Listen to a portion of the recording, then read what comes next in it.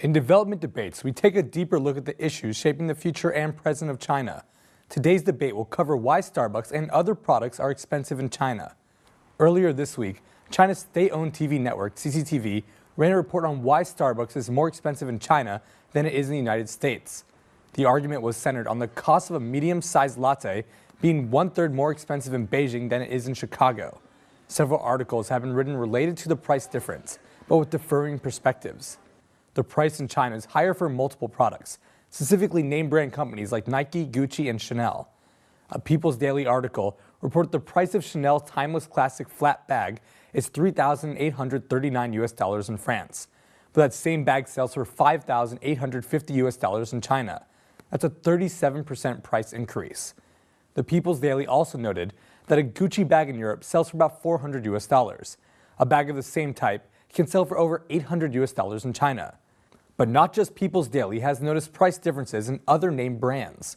According to Nike Sports Fans Club.blog.com, a pair of Kobe 5 generation Nike sneakers sells for $130 in the United States, but sells for over $200 in their Shanghai store. While there seems to be consensus that certain name brand products will be sold at higher prices within mainland China than in some other markets, there is differentiation in the way the articles justify these costs. The People's Daily article references Joe Ting of the Research Institute of Fortune Character. Joe says that taxes, distribution, and marketing costs are the main reasons for the higher prices. The Nike blog points out there are many links for the product to connect to that affect the cost, like the factory cost, logistics, and sales channels. Along this point, the Nike blog notes that consumption patterns in China also differ from those in the United States. The average annual per capita consumption of shoes in the U.S. is 6 to 7 shoes.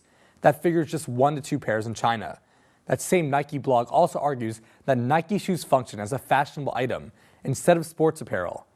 This brings us to our other articles published by Reuters and The Atlantic. The Reuters article by Adam Jordan said that coffee culture is part of the reason for the higher prices.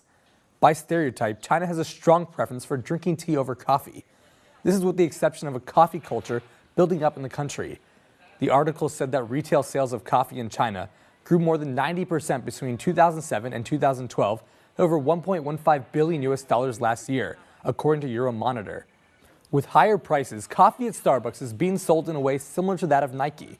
Nike isn't actually a luxury product, but to the Chinese consumer's eye, it functions as one. Starbucks is able to provide what James Budden of Smith Street Solutions says is, quote, a luxury experience.